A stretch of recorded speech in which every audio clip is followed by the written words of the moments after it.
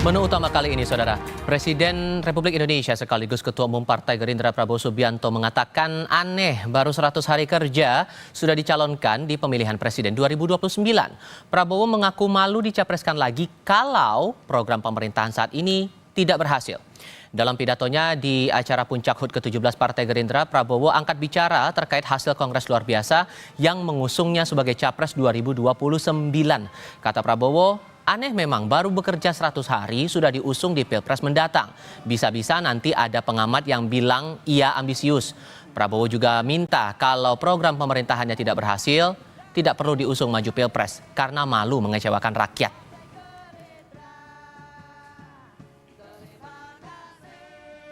Dan memang sebetulnya aneh, baru 100 hari bekerja sudah dipaksa untuk mau dicalonkan tahun 2029.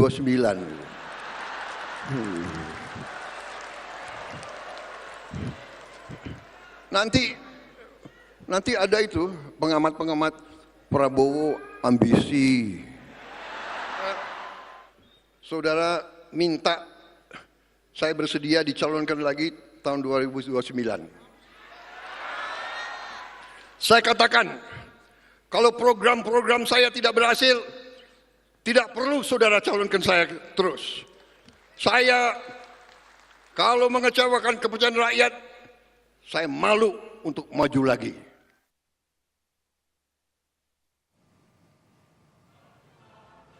Presiden ke-7 RI Joko Widodo hadir di arena HUT ke-17 Partai Gerindra dan tiba bersama Presiden Prabowo dan Wakil Presiden Gibran Rakabuming Raka. Jokowi turut berpidato setelah Prabowo. Di depan kader dan tamu undangan, Jokowi memuji Prabowo sebagai presiden terkuat di dunia yang mendapat dukungan rakyat dan parlemen. Dengan berseloroh, Jokowi bilang saking kuatnya tak ada yang berani mengkritik Prabowo dan ia yang jadi sasarannya. Presiden Prabowo ini adalah presiden dengan dukungan terkuat, baik dari rakyat maupun dari DPR. Coba cek seluruh presiden yang ada di dunia ini, sekarang ini nggak ada yang sekuat Bapak Prabowo Subianto. Saking kuatnya,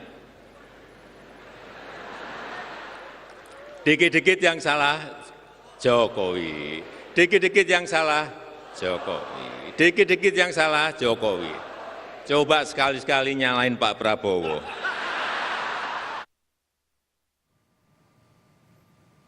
Presiden ke-6 RI Susilo Bambang Yudhoyono mengirim sinyal akan mendukung Prabowo sebagai calon presiden di Pilpres 2029. SBY menjadi salah satu petinggi Partai Demokrat yang turut menghadiri silaturahmi para pimpinan Partai Koalisi Kim di kediaman Prabowo di Hambalang, Bogor, Jawa Barat pada hari Jumat. Di depan pertemuan, SBY meminta koalisi satu hati mendukung Prabowo menjalankan agenda pemerintahan tak hanya 5 tahun, melainkan 10 tahun ke depan.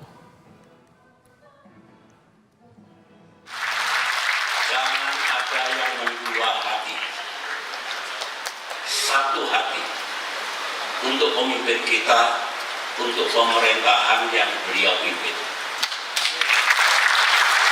Yang kedua, prioritas yang beliau pilih, agenda yang akan dijalankan 5 tahun ke depan, insya Allah 10 tahun ke depan.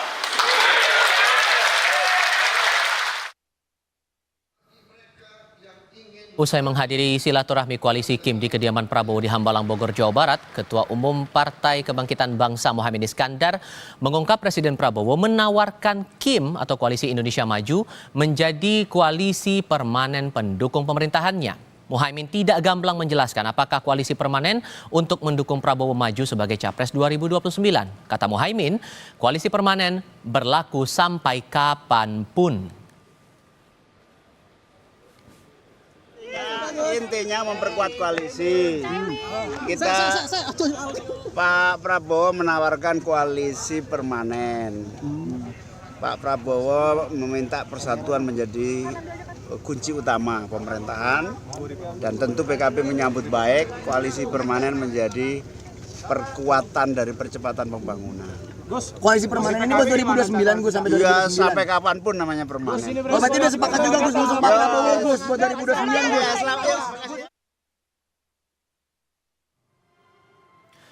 Ketua Umum Partai Nasdem Surya Paloh mengatakan keinginan Presiden Prabowo Subianto membentuk koalisi permanen masih perlu dikaji. Paloh mempertanyakan berapa lama waktu dari arti permanen yang dimaksud Ketua Umum Partai Gerindra itu. Tapi pada dasarnya itu hal-hal yang baik gitu. Kalau bisa permanen baik, tapi permanen sampai berapa waktu kan? Pasti ada batas waktu ya. Ya kan? Apakah 2 kali pemilu, 3 kali pemilu, 4 kali pemilu, 5 kali pemilu dan sebagainya ya. Meski hadir dalam acara silaturahmi koalisi Kim di Hambalang Bogor, Wakil Ketua Majelis Syuro Partai Keadilan Sejahtera Ahmad Heriawan menyebut partainya belum menentukan arah dukungan untuk Pilpres 2029.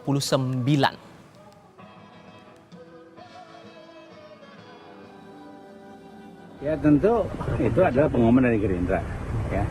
Sikap-sikap partai kan tentu ya jangan sekarang sikapnya nanti menjelang itu. Nah tadi juga tidak ada permintaan untuk koalisi didukung, tidak ada kan. Yang ada adalah diumumkan bahwa beliau akan maju kembali pada tahun 2029, itu diumumkan.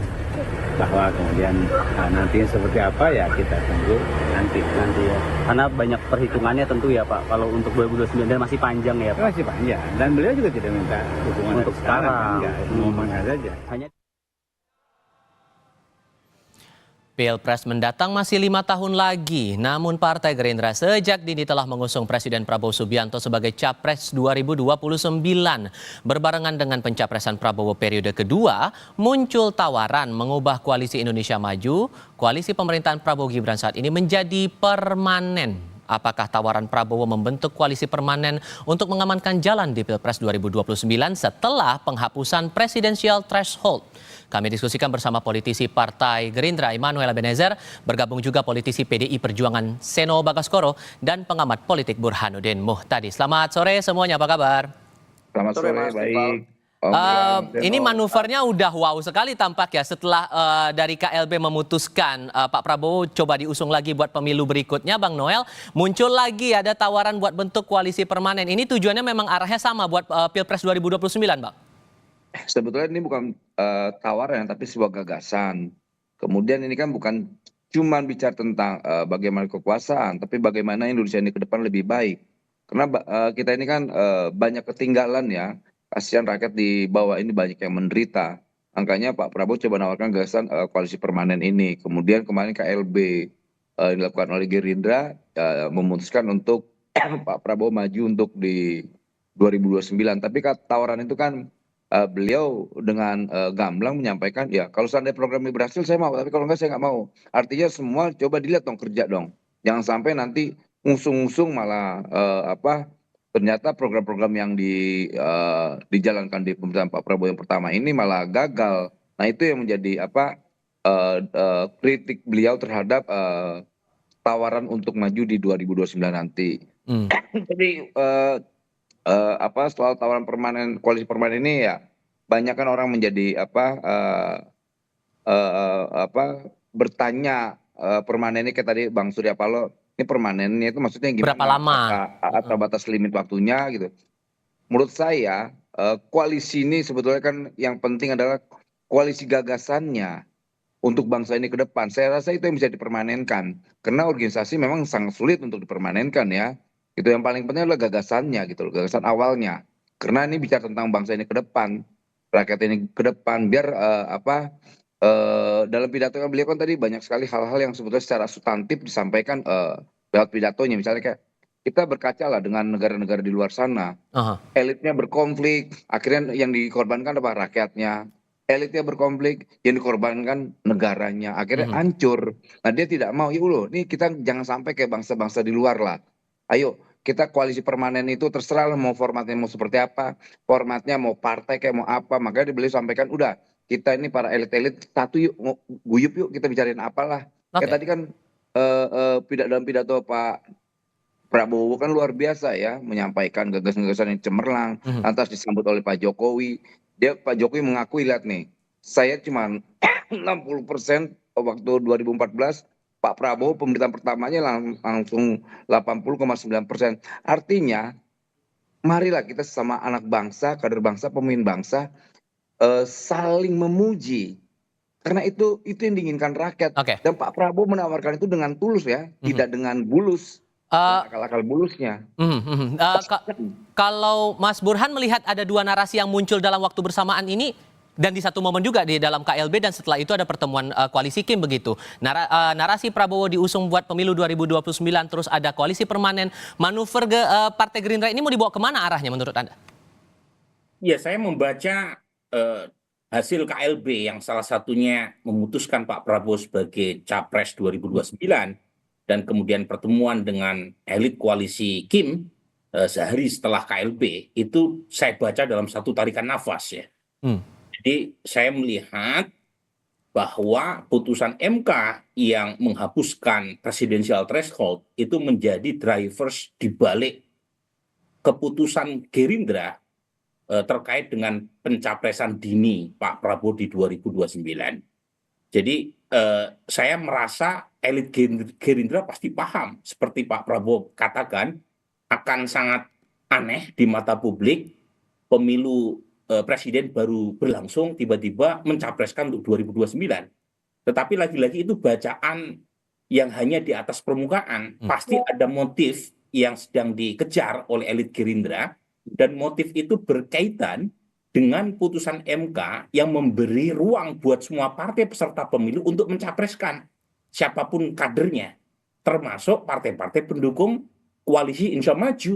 Nah, di situ dengan mengumumkan Pak Prabowo sebagai Capres 2029, itu seperti mengunci dukungan dari partai-partai pendukungnya selain Gerindra untuk sami'na wa ta'na dengan keputusan Gerindra. Itu yang kemudian menjelaskan gagasan berkaitan dengan koalisi permanen. Sesuatu yang ditanggapi dengan hati-hati oleh Surya Paloh, tapi dengan sukacita oleh Muhaimin Iskandar. Tapi lagi-lagi pendapat politisi hari ini itu harus diuji nanti. Kalau sekarang kan masih jauh ya. Jadi seperti Caimin juga waktu zaman Pak Jokowi juga mengatakan setuju koalisi permanen. Tetapi kan kita tahu setahun sebelum pemilu Presiden Caimin mengambil rute yang berbeda dengan Pak Jokowi di 2024 kemarin. Oke, untuk posisi PDIP, Mas Seno gimana membaca wacana koalisi permanen ini? Apakah merasa terancam dalam tanda kutip, atau jangan-jangan sudah ada obrolan juga nih dari Kim untuk diajak gabung juga ke koalisi? Ya, saya rasa kalau bicara ada gium kuno ya Mas ya, tidak ada yang tetap atau tidak ada yang pasti di dalam kehidupan ini kecuali perubahan-perubahan yang terus konstan gitu. Sifat manusia saja bisa berubah-berubah, apalagi ini urusan kerjasama politik, urusan koalisi. Jadi tidak ada kepastian juga bahwa hari ini pada saat seseorang mengatakan akan bersama, besok di 2029 akan tetap bersama. Itu akan ada dinamika politik yang luar biasa di tengah 4 tahun ini. Ibarat kata di media sosial ini kan politik ini masih pagi lah ini kalau kita bicara tentang Pilpres di tahun 2029 masih terlalu lama, sehingga saya rasa menjadi suatu sikap politik kami yaitu untuk menunggu di dalam konsep politik Pilpres. Kan ini suatu hal yang sangat strategis, menentukan kira-kira akan bekerja sama secara politik dengan siapa, mengeluarkan rekomendasi capres namanya siapa. Ini perlu ada pembuktian-pembuktian. Dan sebenarnya sudah benar apa yang disampaikan oleh Presiden, bahwa ujian terbaiknya untuk mengukur kelayakan seseorang menjadi capres atau tidak ya dari kinerja 5 tahun ke depan ini, siapapun namanya akan diuji di situ.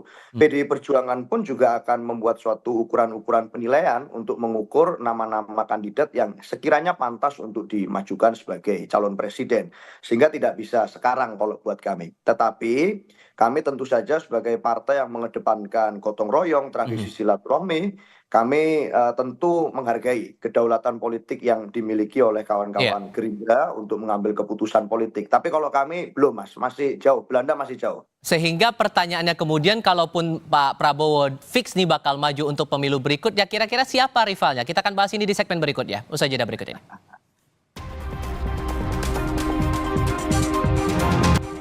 Mas Burhan, terkait dengan pertanyaan saya di segmen sebelumnya, apakah manuver ini bisa dikatakan untuk menghalangi figur potensial untuk melawan Prabowo di pemilu berikutnya, atau sebetulnya ada figur potensial yang bisa bertanding bersama dengan Prabowo di pemilu 2029? Ya sebenarnya Tifal, kalau kita baca putusan MK, itu barrier to entry untuk maju dalam Pilpres itu sudah dihancurkan oleh MK. Bahkan ya MK secara progresif memberi kesempatan buat partai peserta pemilu meskipun tidak lolos PT untuk bisa mencapreskan kadernya. Karena gugatan Perludem yang mengatakan hanya partai yang lolos PT itu ditolak oleh MK. Yang diterima adalah gugatan yang diajukan oleh mahasiswa yang memberi kesempatan siapapun asal dicalonkan oleh partai peserta pemilu. Jadi PBB misalnya itu bisa mencalonkan Yusril Iza Mahendra meskipun PBB tidak lolos PT. Nah artinya kalau kita membaca manuver Gerindra dengan mengusung Pak Prabowo, tentu sah ya sebagai partai politik, tapi di sisi lain, kalaupun toh partai-partai pendukung Pak Prabowo mengerucut hanya dengan mengusung Pak Prabowo, seperti PSI yang hari ini mengatakan akan mengusung Pak Prabowo 2029, itu tetap ada partai seperti PD Perjuangan tambah harus 20-25% untuk bisa mengusung calonnya, Partai Buruh, ya, kemudian P3 dan partai-partai lain. Nah, lagi-lagi di sini kesempatan buat partai-partai apakah mereka berani memanfaatkan pintu normatif yang disediakan oleh MK atau tidak. Jadi PD Perjuangan bisa maju, Mas Anies pun bisa maju dengan hanya bermodal dukungan dari partai yang lolos peserta pemilu. Tapi sosoknya udah kelihatan belum kalau dibaca sekarang, Mas? Ya kalau dari survei saya ya bulan Januari lalu itu peringkat kedua memang selisihnya jauh ya, tetapi masih ditempati Anies Baswedan sebagai capres. Kemudian disusul oleh Ganjar Pranowo. Jadi belum muncul memang calon-calon kompetitif karena memang pemilunya masih jauh, Tifal. Ini ibarat pemilu 2029 itu jadwalnya sholat maghrib, sekarang baru jadwal sholat subuh. Gitu. Jadi masih jauh sebelum sampai ke sana. Makanya belum terjadi konsolidasi di tingkat massa. Gitu. Oke, apakah betul pandangan bahwa koalisi permanen ini dibuat biar Pak Prabowo nggak ada lawannya di pemilu 2029, Bang Noel? Enggak gitu. Itu sudut cara pandang yang nggak baik. Pak Prabowo malah mengajarkan semua komponen anak bangsa ini ngebangun. Bahkan tadi standar dia sampaikan bagaimana saya mau maju kalau seandainya program-program yang kita mau jalankan tapi tidak berjalan dengan baik. Dia hanya mau maju kalau program-program yang menjadi ekspektasi rakyat itu bisa dijalankan dengan baik gitu, dengan sukses, makanya dia mau gitu. Kemudian ada peluang kader-kader yang lain, kader bangsa yang lain, entah itu dari PDIP, kemudian dari PKS atau PKB, silakan. Negara ini kan negara demokrasi. Artinya apa yang disampaikan Pak Prabowo itu mempertegas bahwa ayo semua komponen anak bangsa maju, bekerjalah buat bangsa ini. Karena bangsa ini sangat ketinggalan terkait pembangunan, kemudian SDM soal lain-lainnya. Kita mau ke depan ini menuju 2045 ya Indonesia unggul itu benar-benar ada. Makanya kuatkanlah narasi bangsa ini untuk ke depan lebih baik. Seperti itu, Pak. Dengan membaca posisi partai-partai setelah acara HUT hari ini yang masih berbeda-beda, ada yang mendukung, ada yang masih pikir-pikir begitu, apakah bisa dikatakan bahwa ada limit waktu sesungguhnya dari Pak Prabowo kepada para partai politik koalisi, sikapnya harus dikeluarkan sesegera mungkin begitu? Saya rasa gini, ini kan tawaran tulus ya untuk membangun bangsa ini. Kalau kemudian diresponnya dengan baik, lantas apa ya? Saya rasa nggak ada salahnya. Ini wajar lah partai kan, partai juga butuh diyakinkan. Ya, teman, lu gabung sama gue yuk, tapi kan harus diyakinkan bahwa benar loh ini saya mengajak ini bukan untuk main-main, hanya bukan ngebesarin Prabowo, ngebesarin Partai Gerindra. Ayo kita besarin rakyat ini, bangsa ini kita besarkan sama-sama. Ini rumah besar ini jangan sampai rusak karena hal-hal yang tidak substantif itu. Makanya ya kawan-kawan ya diajak untuk koalisi permanen ini. Ini kan gagasan tulus, bukan gagasan bulus. Jadi semoga dengan kacamata yang jernih ya melihat tawaran ini ya, tawaran gagasan ini gitu. Oke, kalau PDIP apakah akan membuka diri juga untuk mempertimbangkan masuk ke koalisi Kim Plus ini di periode berikutnya, mengingat udah ada upaya untuk bentuk koalisi permanen begitu dan posisi yang belum menentukan pilihan adalah tinggal PDIP sendiri nih, Mas Seno? Ya, saya rasa karena memang secara legal formal, positioning politik partai di PDI Perjuangan, aturan mainnya itu di Kongres, Mas. Dan sampai sekarang kan kita memang belum menggelar Kongres. Dan ini menjadi suatu waktu yang sangat tepat, momentum tepat untuk membuat pertimbangan-pertimbangan baik kuantitatif maupun kualitatif. Di PDI Perjuangan kita merasa Pilpres masih sangat panjang. 2029 itu waktu yang cukup lama dan ada waktu yang sangat cukup untuk kita mematangkan kaderisasi bagi kader-kader kami di internal. Tentu untuk mempertimbangkan nama kemudian memutuskan bergabung dengan koalisi atau tidak, memutuskan kerjasama politik dengan partai lain atau tidak, itu kan nanti tergantung siapa nama calon presiden yang diusung. Nah, namanya saja kita masih belum ke sana tuh, apalagi saat membahas tentang kerjasama politik. Jadi ini masih ada beberapa step ke depan yang harus kita lalui. Dan saya rasa akan menjadi tidak sensitif bagi kami di PDI Perjuangan kalau terlalu intens hari ini kemudian menggodok nama-nama itu. Karena kita tahu hari ini tantangan geopolitik global juga tidak mudah.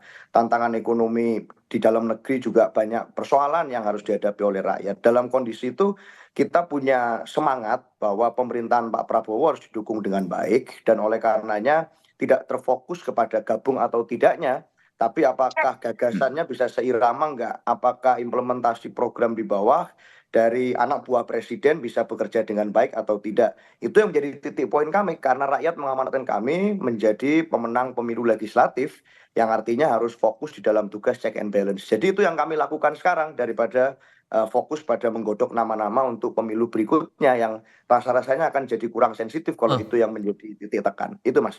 Karena kan kalau melihat realitanya sekarang Mas, kan koalisi Kim Plus ini yang cukup mendominasi terutama di parlemen. PDIP sebagai pemenang pemilu legislatif pun tinggal seorang diri. Apakah ini tidak akan menjadi ancaman untuk kedepannya? Ya kalau bicara dari sudut pandang elektoral, pasti bicara sejarah panjang politik ada banyak sekali cerita-cerita yang menimbulkan kekhawatiran. Wah kalau sendirian partai dibanding banyak partai seperti apa.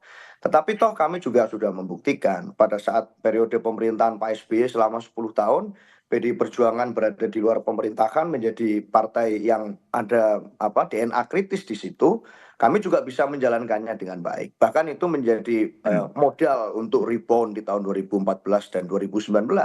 Dan dalam konteks itu saya rasa kami fokus saja pada menjalankan tugas yang diberikan rakyat kepada kami. Persoalan apa kami menghormati Pak Prabowo ini kan sosok yang besar karena demokrasi juga, karena alam demokrasi. Beliau faktanya percaya pada demokrasi, bikin partai politik, ikut pilpres, pernah kalah, maju lagi, kalah, maju lagi sampai menang. Itu artinya percaya pada demokrasi dan demokrasi memang mengamanatkan perbedaan itu sesuatu hal yang wajar-wajar saja. Nggak harus dalam satu perahu meskipun kita sama, nggak harus bermusuhan walaupun kita berbeda. Itu demokrasi ajarkan pada kita. Jadi ya kita percaya Pak Prabowo akan menghormati posisi politik kami, bagaimana menghormati Pak Prabowo. Itu terakhir singkat saja Mas Burhan melihat juga dinamika lain. Ada wacana Pak Jokowi akan membentuk partai baru begitu. Apakah ini akan membawa dinamika baru ke depannya di tengah wacana pembentukan koalisi permanen ini? Singkat saja.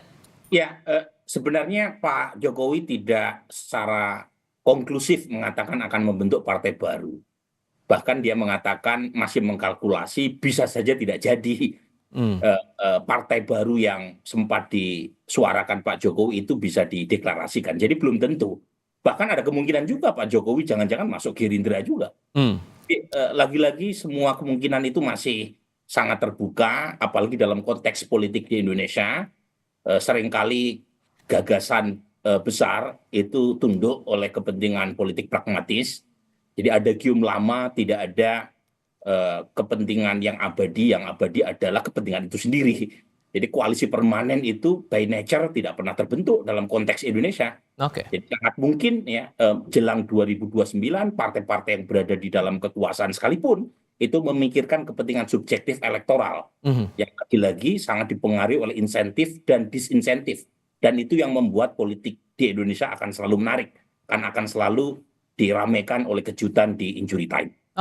Bang Noel, Mas Seno, Mas Burhan, terima kasih banyak sudah berbagi pandangan bersama kami kali ini. Sehat selalu semuanya. Selamat sore. Terima kasih semuanya. Terima kasih.